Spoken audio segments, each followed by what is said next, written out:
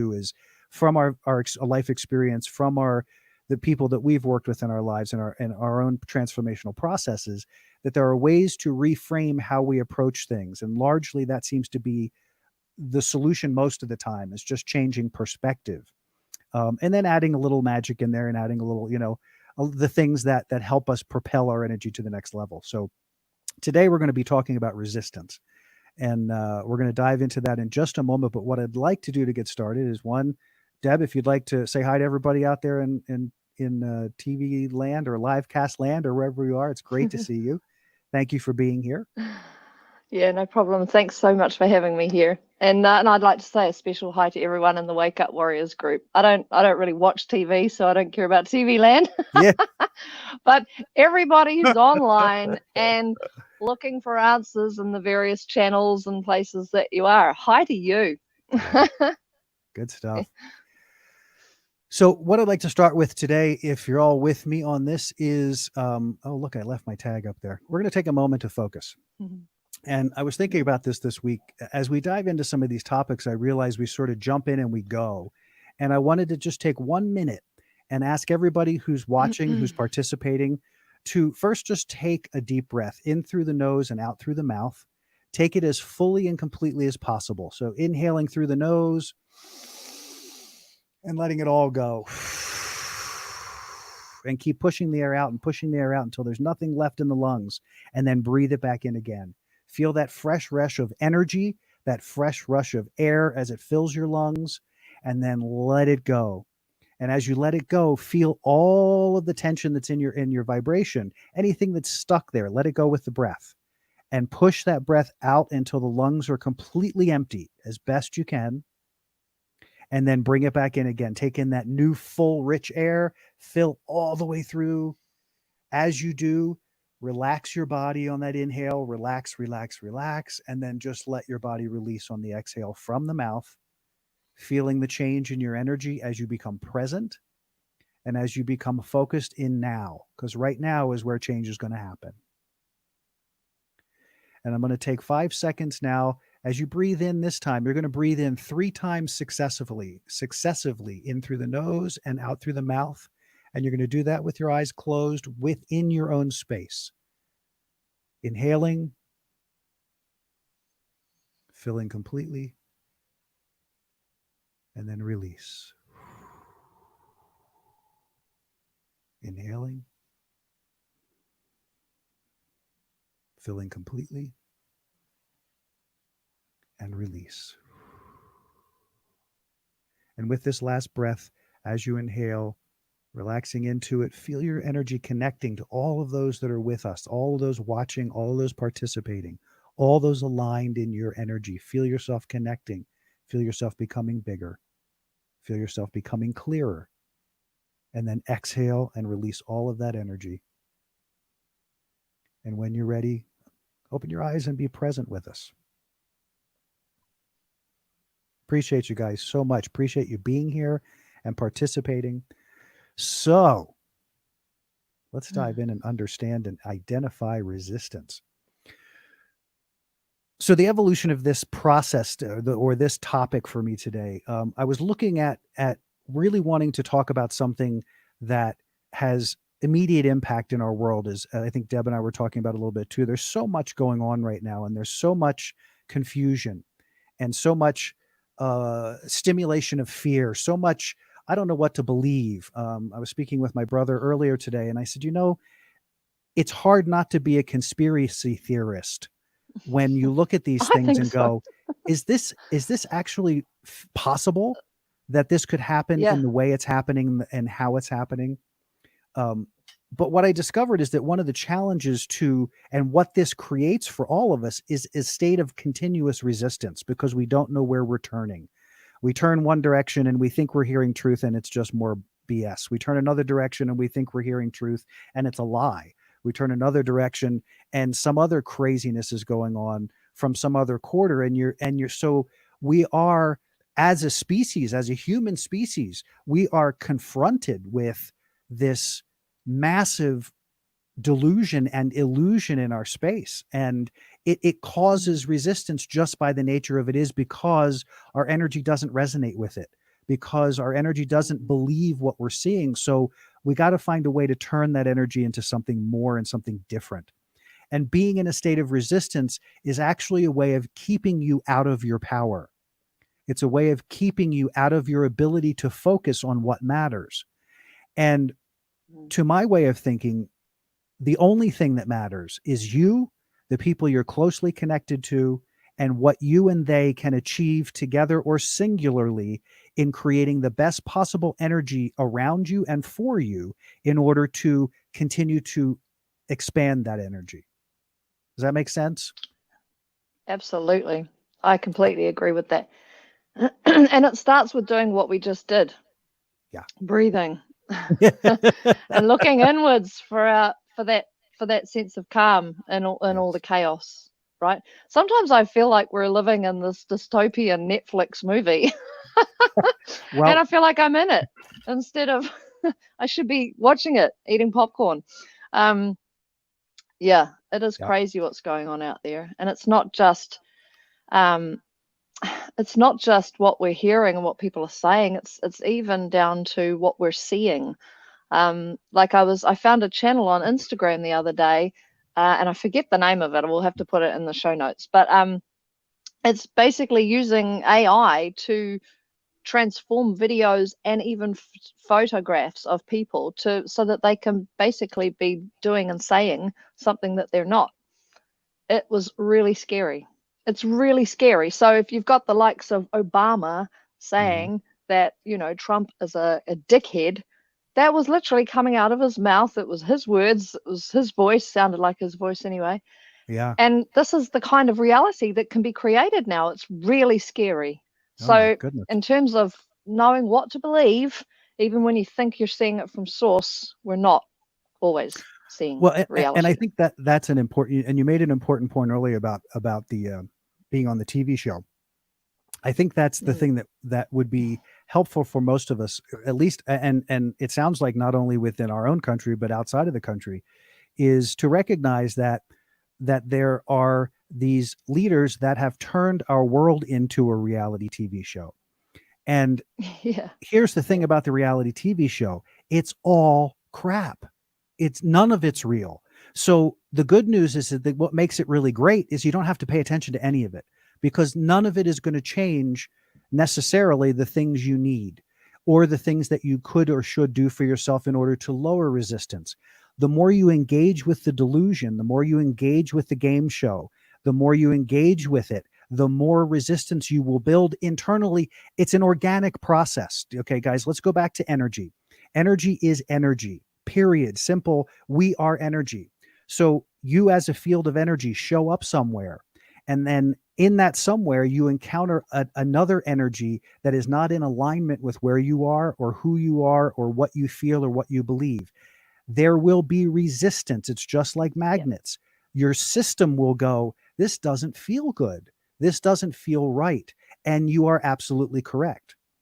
To my way of thinking, what I do with that energy is I say, this energy causes my energy to spiral down. I want nothing to do with this energy. I'm disengaging from my engagement with this energy. One, because I don't need to be in resistance. It doesn't serve anything, and it bleeds through to everything else. And secondly, if that energy doesn't serve or uplift, then why would you want to even waste an ounce of your time focusing on it? So first and foremost, and we're getting a little ahead of ourselves, I think, because this topic can just get so juicy so fast. And we don't really have a plan. That's right. we have a flow. We have a flow. And we love our flow. But one of the things that I think is very important to really getting a grip on resistance, more away from the idea of what's one person's vision of it another. I always like to go back to definitions, at least from dictionary perspective, because that is what mass consciousness has agreed is what this thing is about. So if we look at the idea of resistance, here are the definitions that I gleaned from my work this afternoon. Or yesterday. So defining resistance, two key things about resistance. The first is it's a force such as friction that operates opposite the direction of motion of a body and tends to prevent or slow down the body's motion. That is specific to energy, everybody, in case you're unclear about that. Mm. The force is about energy. So it's energy. That friction is the rubbing together of energy. That is resistance, what we just talked about.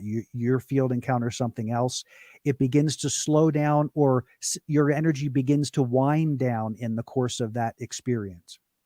The second definition, the refusal to accept or comply with something, to attempt to prevent something by action or argument. And there's not too much of that going on right now. Only everywhere we look Yeah. do we see these forms of resistance. Now, why is the definition of resistance so important? Well, because if you understand what the source of it is, now you get to focus on how to change that, and understand it for what it is, which is a choice and a reaction to the refusal to accept or comply with something. So you look at the experience of what we're seeing with all of the protesters, or what we're seeing with anything. I mean, with Trump, with Boris, with all of them, all of the fringe people, or what we consider, I guess, fringe. I don't know if that's a real right word or not. But they produce these ideas or these thoughts or these things, and we start to engage, and then we go, wait a second, or we're protesting. We're protesting police violence. We're protesting the way the authorities treat people, and the gross racism that exists in the culture of our country, and I'm sure across many countries in the world. We've come to believe that the motto for anything is fight. We've come to believe that the motto for anything is going to war, whether it's drugs, whether it's cancer, whether it's lupus, whether it's ALS, whether it's the death of another human being. We tend to want to go to war on those things. And just by definition, as soon as you enter that state of being, you are now in a form of resistance. I'm going to leave that right there for a second. You are already in resistance. Does everyone feel like that, though? Because a lot of people I know don't. A lot of people I know want peace. They want to live in unity with our diversity. They just want to be happy. And a lot of this feels like it's happening to us. It's not driven by us, but we're getting swept up in it and kind of taking sides, taking opinions. But I don't feel like much of it is coming from the majority of people. That's what makes me really sad, is that I don't feel any of our leaders really represent the majority of people.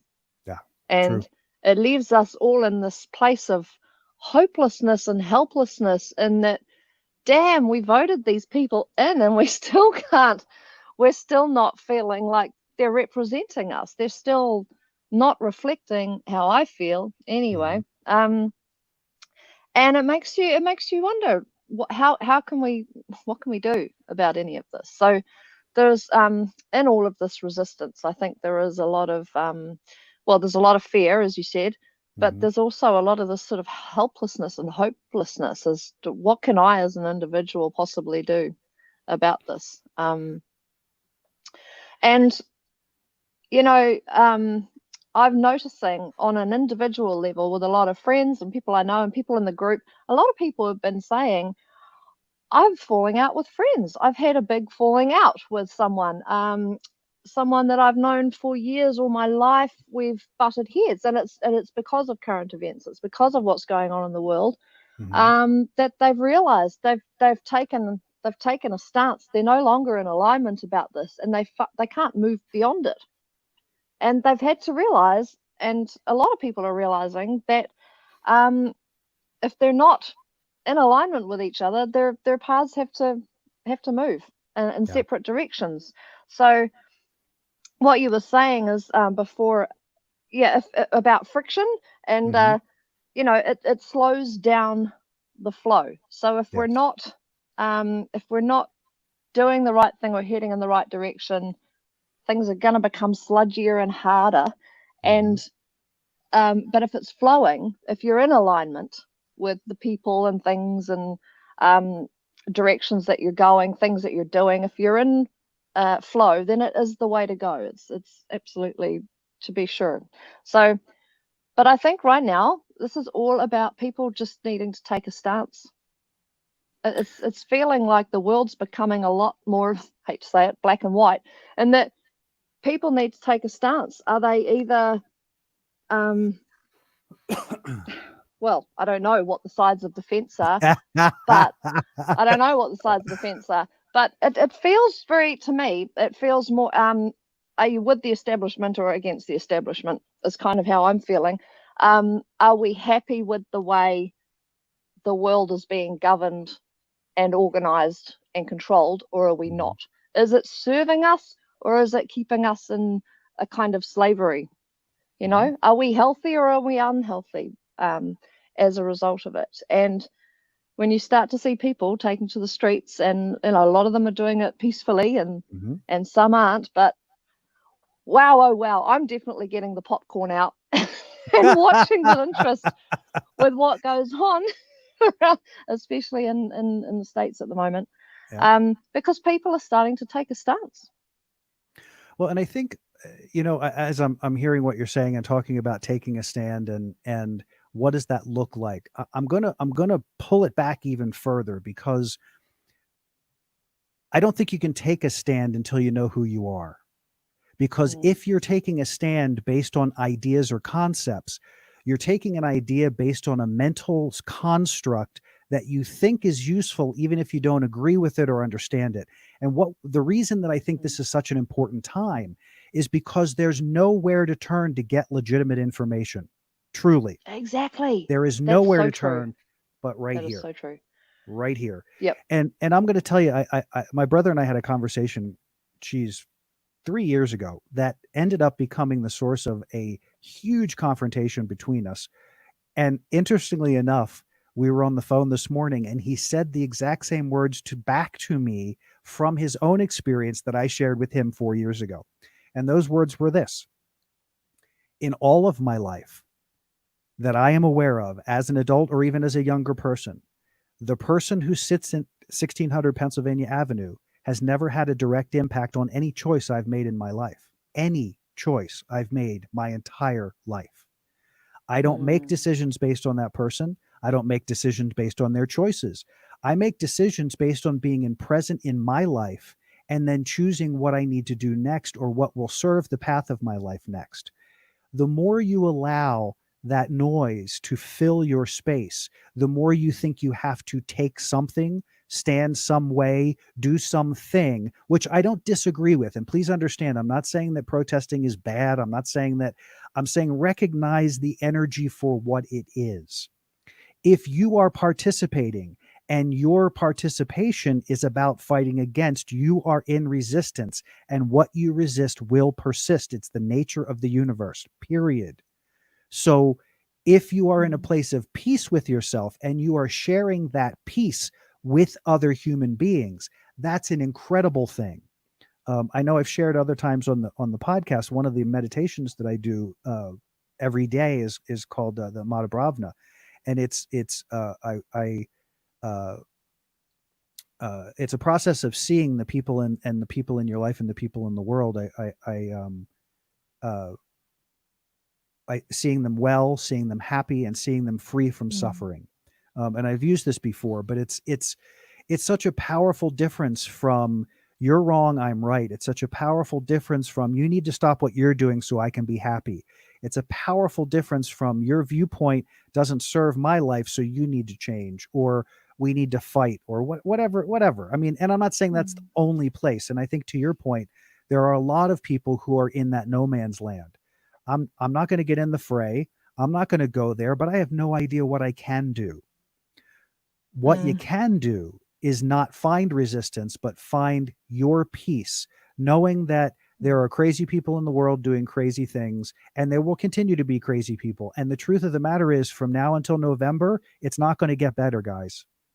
It's not even going to get, it's going to get so ugly that you're going to be scratching your head, in another month or two.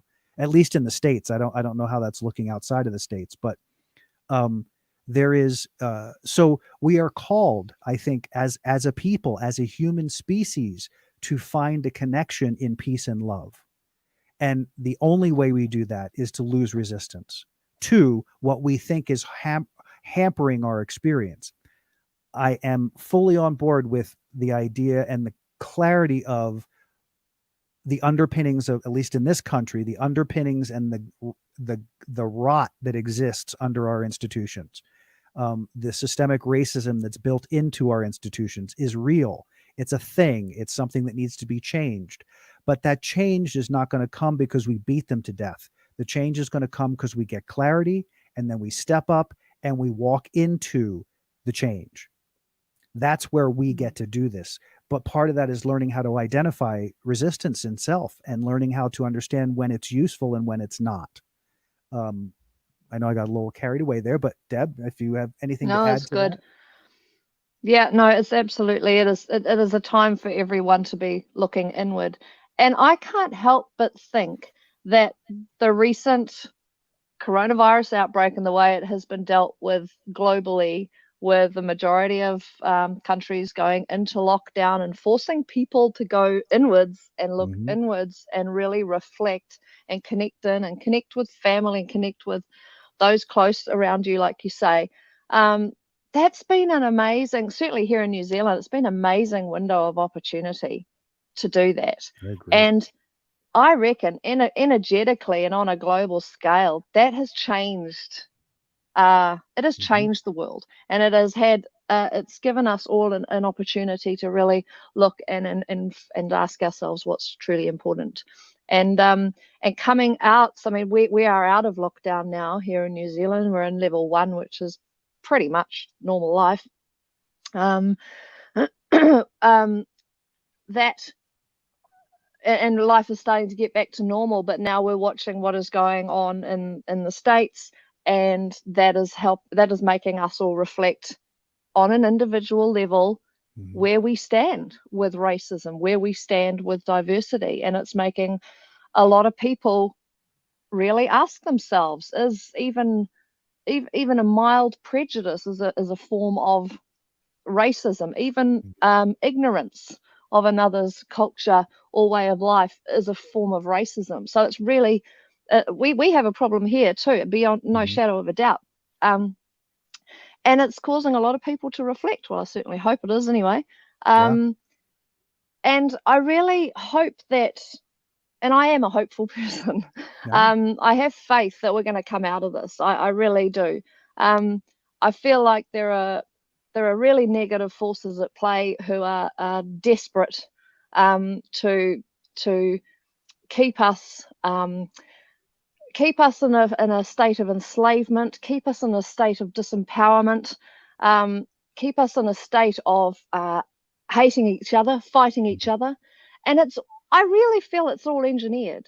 I even feel that racism, to a certain extent, is engineered over centuries, and that at a really human level, if we all really look deep inside and get past ourselves and our beliefs that are really just continuous streams of thought that we have thought all our lives and have stuck and become beliefs, that when we get past all of that, really inherently we all want the same thing, and we can all come from a place of love, and we can look past all of our differences and, like I said before, really find unity in our diversity. And I feel like we are entering this time now where this is absolutely possible, but we've got to have the clash and the fight and address the elephant in the room and address the injustice, and the past hurt of generations. We've got to address it and stand up and take our responsibility, for our own personal responsibility for any of that, and in order to move forward, right? So, as you were saying before, there has to be a clash, I guess. The resistance has to build to a point where we can break through it, which is, and it could go both ways. So, like before, I was saying, you need to take a stand, but that doesn't mean that the stand needs to be in defiance of someone else's stand. If we can take a stand and find the commonality in what we're standing for, then maybe that's the key in moving forward.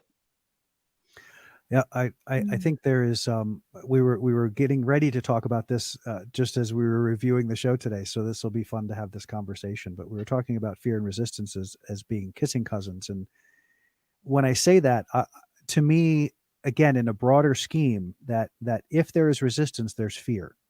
Um, here's the reality of the world right now. The world is exactly the way, and I know people are going to lose their minds over this.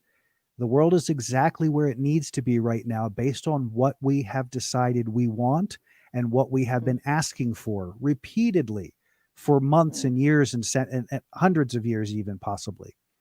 And there has been enough momentum created in that need for change that while it doesn't look good on the outside, if we can find a place of non-resistance to observe the process, that we can see that it is all beautifully unfolding, and it's ugly and it's nasty and it's mean and there's all kinds of stuff going on, and you don't have to align with any of it. The idea is find your Just observe it. lane and then build your energy to the energy that you want. And this is where it gets confusing, is because we've been trained for so long that resistance is necessary.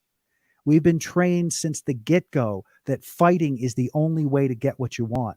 And what we're finding, even in the context of the protests, is that they even got to the point of the minutia in the protests. There is protest, which is peaceful, and people who are coming together for a clear reason.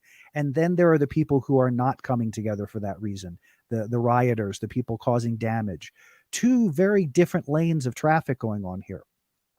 But again, necessary because it's what we've called forth in each of us.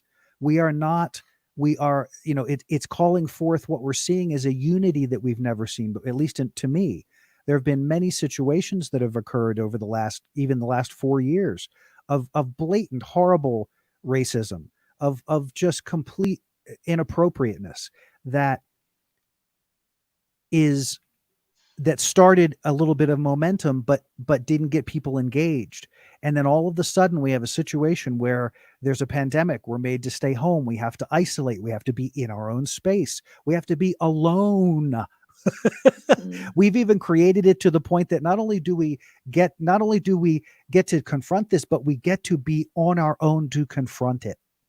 How magical to me is that? I don't care if it's constructed. I don't care if there's a conspiracy theory. What I care is that the opportunity that it presents is where the gold is. In our last podcast, we talked about that with things like 5G, and we talked about it with stuff like the murder that occurred in Milwaukee and all of that stuff, that there are ways that you can refocus. And so to me, fear and resistance are very close kissing cousins, in that if you are engaging in resisting the current reality, then you're not being present to the current reality because we called it forth. So that's what I mean when I say fear and resistance are sort of hand in hand, because something has to stimulate your desire to fight. In order to fight, as soon as that word comes into consciousness, you are in resistance. It's just the nature of energy. It nothing to do with English language. Nothing. It's energy all the way across the board. So, so I would love to hear I know, because you had a little different perspective on that, and love to hear your thoughts about that as well. Yeah, well, I do think where there is fear, the opposite is hope. I do believe that that hope can exist in the same state of resistance. Mm-hmm. But the one thing that they have in common is the focus on the outcome. And as you were saying before, that's what's going to take you in that direction.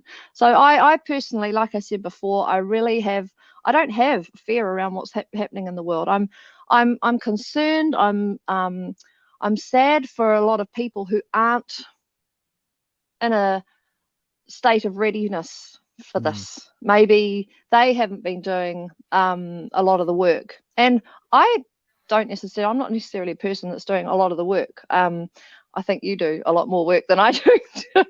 But I do, but in terms of practicing, my spirituality and my mindfulness and that sort of thing, but I still feel I'm in that space.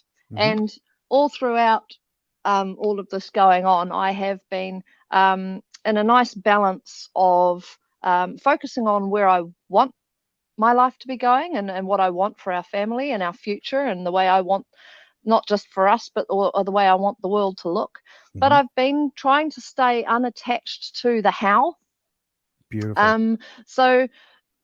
So just taking it back to, what we're doing right now. We're living on a boat. So we sold our home to be debt free, to get closer to our dream of sailing around the world with my family, and traveling around the world for a decade, what have you.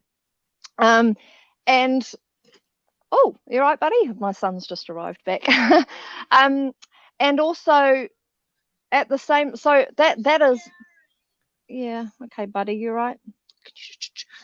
And so yeah, um, and that's with that. If the economy allows it, and the world is opened up, and there isn't a horrible looming virus out there that's preventing everyone from traveling internationally, that kind of thing. I'm trying to create that future for ourselves, but at the same time, if it so happened, no, sweetheart, I can't have you watching that in here, darling, because we're recording. Okay. Um, at the same time, if that doesn't become a reality, and I am confined to staying in New Zealand, we still have this boat, and we can still hopefully freely travel and go places where I can connect with people who are living on the land and that kind of thing. So I'm trying to prepare myself and our family for both eventualities, because and be happy with whichever way it goes. So while I really want to travel the world and show my son the world, and really raise him to be a global citizen, a world citizen, and a custodian of the planet, and someone who understands and loves all diversity in the world. If that's not going to happen, then we will find that in our more micro environment here. Where was I going with this? I guess it's letting go of the attachment to what's going to happen, what the outcome is going to be, and instead just having a hope. So you're either going to stand and have a hope than a faith that it's going to be okay and work out, because everybody will at some point have to. This is almost like an individual battle, isn't it? As much as it is a global one. We need to know where we are in our own hearts and be happy with that, and have hope that the outcome will be the way we want it. And then literally just let things unfold, and be strong in our stance, in our stand, whatever that is. So people are literally either going to stand in complete fear and helplessness and hopelessness and feel like all of this is happening to them, or we can stand in complete hope and faith that the outcome will be good, and we will continue on an individual level to be good and come from a place of love, and acceptance of whatever will be. Yeah. It's I made a couple notes of it's going with the flow. It's going with the yes, flow again, right? Yeah. yes. So I made a couple notes of things that I would love based on some of the things you were saying, and um, this is a topic that we have talked about on the show before. So it's just I'm just referencing it because I think it's very powerful. So I'm going to ask, and this is another one that may be a tough one. I'm going to try to break it down pretty simply. The time I struggle with the concept of hope. I struggle with the idea of hope, because hope to me is this is my version. Hope to me is that I'm putting my trust, or I'm putting my energy into something outside of myself that's going to hopefully make things better. Or I'm hopefully going to be better, as opposed to staying in faith and trust, which you use those words. But to me, faith and trust has to come here. So I don't hope I'm going to be a good person. I'm either going to be a good person or I'm not going to be a good person. I don't hope that my husband is going to be a good person. He either is going to be a good person or he's not going to be a good person. The faith that I have in who I am, and the trust that I have in myself and my connection to whether it's God or whoever it is you believe, or whatever it is you believe, is the foundation for generating an energy of love. Hope becomes challenging to generate love because it's amorphous. It's yeah, it might happen, it might not happen. Faith and trust says, I know what I can create. I know the energy that I have to impact my friends, to impact my family, to impact my loved ones, and to influence in a positive fashion. So again, I don't want to beat it. I want to use a different, from my perspective. I want to add another layer of attention to this, um, because it's not happening outside of us, guys. It's not. It looks like it is. It looks like the world is in total chaos. It's just reflecting what we all are feeling inside. It's us who are Yes. having the chaos. Faith and trust, Yeah. connection, find that alignment that gets you back to your greatest self. You were talking in the beginning about feeling, and even in the words that you used, you were feeling a little, you're being a little self-depreciating about your daily practice. And then you proceeded to Yeah. talk about all of the things that you do every day to instill the idea of love and compassion and understanding and being a global citizen to your children. How much better a daily practice could you have? I mean, that Yeah. has to come through you in order for that to be impactful. So, how marvelous is it that you really have an extraordinary daily practice? You just don't give it the same words because you're hoping things are going to get better and that you'll have more time.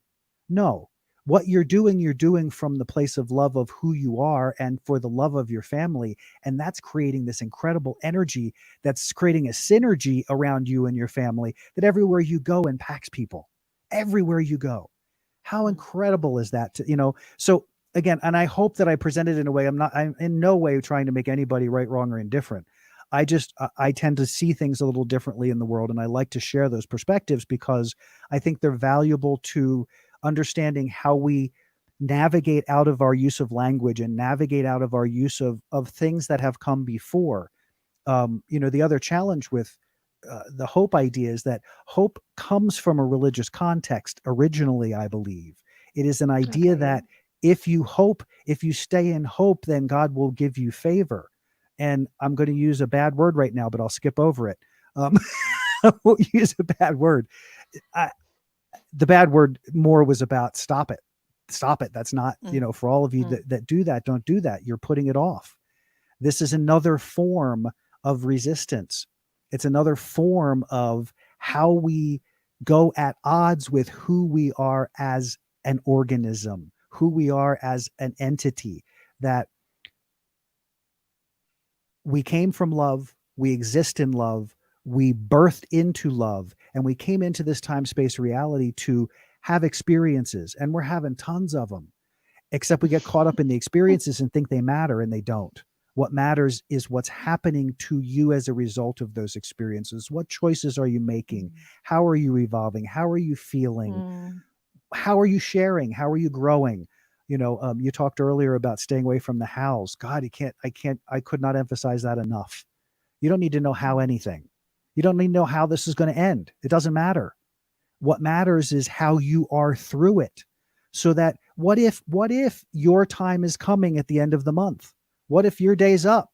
What do you do in between now and then to make it the most satisfying, most amazing experience it could be? What if your end is in October? Are you just going to sit and hope that between now and then October that good things are going to happen, or are you going to create them? Because you lose resistance, you lose that's what I see when anybody, people that I've experienced, including myself, go through a disease process or go through a very challenging time. What happens to us is we start to lose resistance. We go, wait a minute, what am I fighting about? That happens a lot in disease because the disease process is simply chaos in the energy. It's just a chaotic thing that happened in our energy. Something so rubbed us the wrong way, but we did it anyway. We loved it anyway. We didn't love it. We we resisted it, and we resisted it, and we resisted the tension and the tension and the tension, and then finally the body goes, I can't hold this tension anymore. I can't hold it.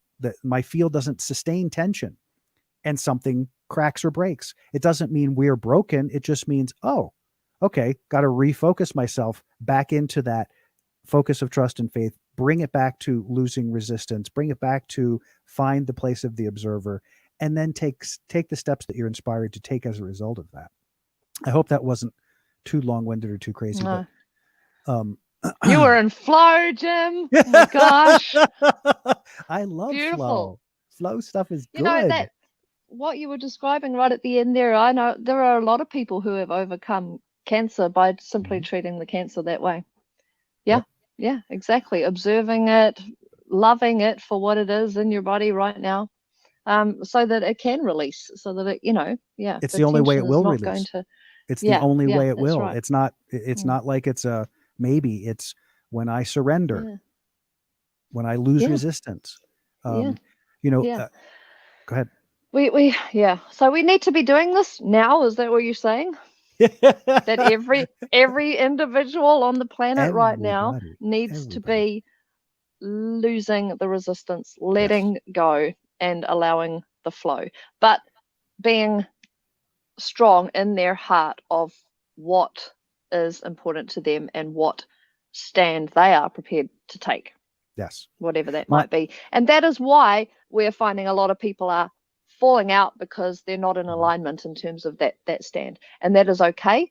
Yes, And some those people were meant to come into their lives for some reason, and they've served a purpose, and now they're not.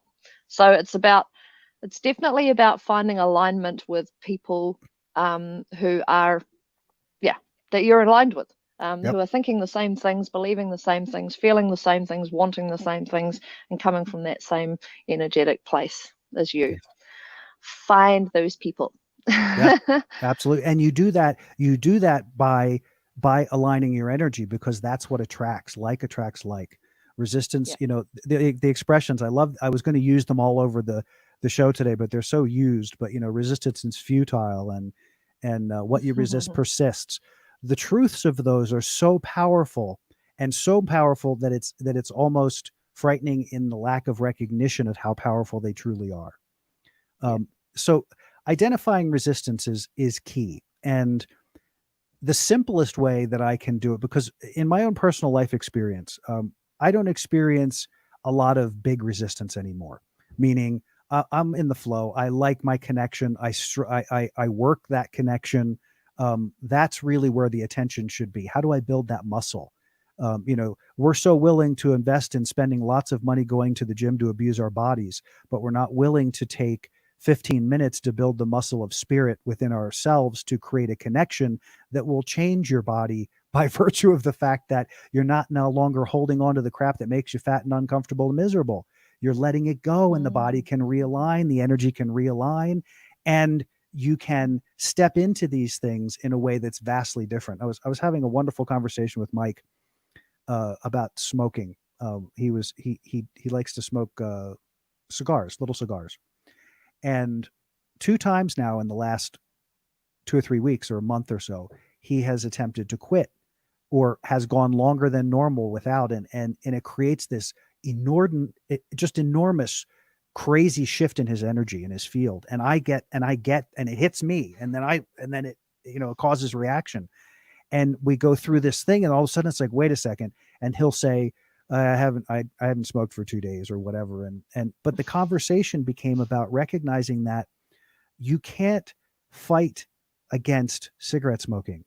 You'll continue to smoke. You can't fight against a cigarette. You can't fight against the addiction. You can't fight against the craving. All you can do is allow it, and then observe it, and make a different choice in the moment. I smoked for many, many, many, many years. So Um, did I, Jim. Yeah. and what And took me, it's yeah, good. I still consider it one of the hardest things I've ever done in my life, and one of Mhm. my proudest achievements was to Yep. quit. Like It's it was huge. Yeah. the thing that I Carry on. found in losing the resistance to the addiction was simply doing this. The feeling would come on, the chemistry would start happening in my body, and my body would go, I want a cigarette. And I would be with, I want a cigarette. And I would sit with it, and I would respond to that and say, I know, but we don't do that anymore. Without any fight, without any argument, without anything other than the clarity that's not, that I do something different now. I act differently now. This now is different than that now. So in this now, I'm not making that choice. And as soon as initially the first couple times it was chunky, but the third, the fourth, the fifth, the sixth, the 100th time, it literally stops the energy in its tracks, literally dissipates the entire experience of needing, wanting, or desiring. And all that's left is this weird little mind drivel that wants to try to convince, oh, but yeah, but, look, and it's just noise, just words. It now no longer has an impact. And now I don't even know how long it's been now. It's not terribly, I mean, it's been 2 or 3 years, I think, or a little longer, but it's a non-event, and I still get cravings occasionally. And if it hits in a weird way, one, I know it's emotional. Something just happened that I walked into somebody's thought form, or I walked into something happened in my world that stimulated that instant need to disconnect. Why did I want to disconnect? So now I can go there, but I can also at the same time say, yeah, we used to do that, but now it's not even a thing. So now it's just, I just change my mind. I just go to something else because it's just silly, except to take the moment and go, Jim, note to self. Okay. Huh. Why did I want to disconnect in that moment? If it's important, I'll come back to it. If it's not important, we'll move on. But so identifying those resistances. So when I'm talking to Mike, I said, you're trying to fight fire with fire. It won't work. And no amount of, if you are not in alignment with the idea of being nicotine free, you will not be nicotine free. If you are going from the perspective of, I have to quit, you won't do it, because there's nothing about it's all resistance to the reality that exists. You chose this reality. Now you want to change it. Well, guess what? It didn't come to fruition by itself. So you got to create you got to build that new muscle. You got to build that new experience. And they become easier and more fluid over time. But again, identifying, looking at all the places where, and they come up everywhere. I mean, I'm sure you can probably share some as I think about, sometimes it's a resistance to somebody says, hey, let's go do this. And it's like, no, I don't really feel like it. And most of us will override that feeling because we're like, yeah, but it's going to be fun and we should go do it. But the internal mechanism went, this is not a good thing. I'm at a place in my life where as soon as I feel that, I stop. Back up. Okay. I either don't know enough, I need more information, or this energy simply isn't what I want to engage in. If I go against that feeling now, it never works out well. It doesn't mean I get damaged or anything, but it just usually doesn't work out well. When I trust it, it unfolds in a way that I see why I didn't. And now I understand how to make an adjustment and a shift there. And it takes me to a much better place than where I thought I needed to be. Does that make sense? So you've learned to trust in the resistance. Yeah. Trust. So you're not afraid of the resistance. Correct. You're not in fear of the resistance. You're in trust of the resistance. Well, which I'm in trust. More along yeah. that hope, faith, trust side, isn't it? Yeah, the trust and faith. It is. You could keep hope. I'm not trying to take hope from you. I have a different experience of it. So Hey, look, so did I. And I, my family name motto is was hope for the best. I used to hate it. Absolutely hated it. But I've come to my mother-in-law gave me some beautiful cards. Actually, I could run and quickly get it, but it just described hope in such a different way, and it is really more connected to faith, faith and in goodness and in love and in positive outcomes. It's not this kind of wishy-washy, oh well, I really hope it's gonna work out, but not really believing it. It is a real belief and faith in that all will be well. All will be well. And that is how I'm feeling now. Good. And I think that's wonderful. Yeah. And I'm in the same place. I'm not in some, I'm not in some, I'm thriving. I'm amazed at the incredible opportunity this has presented. Some of it is saddening, but I don't want to spend a lot of time there because it starts at sources with us. I want to make sure that the energy I bring to the table is something that's going to have a positive impact in moving a discussion or something forward. If I don't have that to offer, then what I can offer is just a positive flow, right? If I don't have the urgency or the need to be out walking the streets or getting engaged in that fashion, how I can is by virtue of showing up energetically in a way that adds to the energy that I believe I want to see on the planet. And I think that we sometimes get stymied. Again, you were talking about hope, faith, and trust. I wanted to say yes, but make sure it's coming back here, because it's the lack of hope, faith, and trust in our own ability to change that makes us believe that change is not possible. It has nothing to do with what you're watching. It has to do with what it's reflecting. So we have the ability, and again, these are subtle things, guys. It's not like you walk around your universe going, geez, I don't think I can change. What you've done is a behavior, not you individually, collectively. We've taken choices in behavior over time that have created outcomes, and then wondered why we're in the outcome we're in when we've constantly made choices to get there. The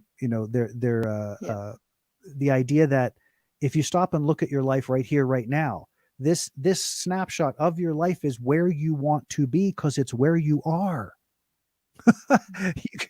I know that sounds deterministic, and it is, but that's the reality. You are where you are because that's where you want to be. If you didn't want to be there, you'd be somewhere else. And if you say, well, I don't know how to get there, that becomes resistance. That is resistance. That's how you use resistance to keep yourself in a position of not being able to achieve what you want to achieve. Nothing is in the way of you having anything except your belief that you can or can't have it. You may have to walk through some hurdles. You may have to take some steps. You may have to do some things, and who knows what that looks like. But if it's an organic process to you, it's going to look amazing to you, and you're going to feel an aliveness in it that compels you, that calls you to involvement, because you know your energy can have an impact in the way this thing moves. And so you find out how you do that. I don't see that me using my energies walking up and down the street chanting is going to accomplish anything from my perspective. I don't mean that it's not accomplishing anything. I'm saying for me, Jim, that's not a path that I find satisfying. This is a path I find satisfying. So I'll put as much energy into spreading as much love and faith and compassion and joy and clarity and whatever else I can muster up in the way of vibe to present an alternative viewpoint that at least maybe you don't like any of it, but maybe you get one word that you went, I never thought about that word before. That's change. And that just added a piece that enables every individual to make even a little bit of shift out of resistance.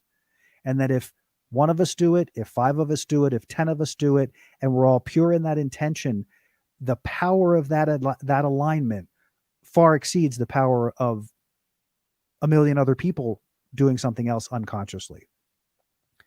That conscious energy will have impact. And so that's why this conversation seems to me to be so important about resistance, is learning how you use resistance in your world. We've dove well with this process, and we have about 3 or 4 minutes yet. To talk about how we use resistance. So in your own experience, Deborah, what you've observed, how do you think you use it, or how do you observe it is used in your life or around in your life? Do you have any thoughts on that? Well, I think resistance helps us, again, coming back to that take a stand, take a stance, decide where we're at on a topic, on what's happening.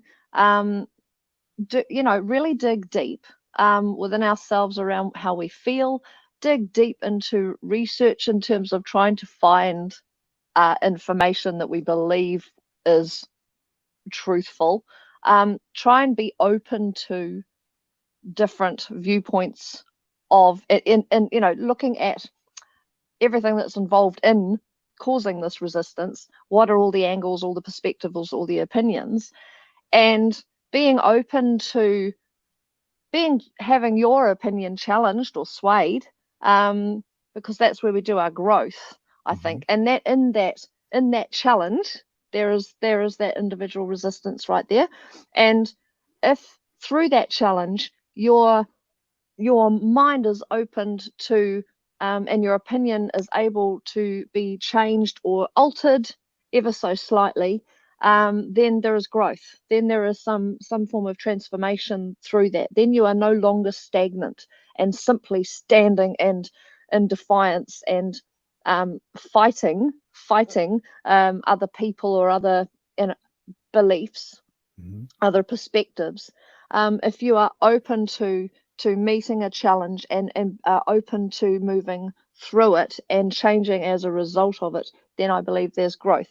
And if people can do this on a daily basis, most people understand that whole comfort zone thing. That we Mhm. don't grow unless we come up to our comfort zone and just break beyond it, and then our comfort zone stretches that little bit more, and the next time we find ourselves doing something, we find we don't have so much fear around that, and we stretch and grow as people. So that is how I think we can absolutely be using resistance on a daily basis.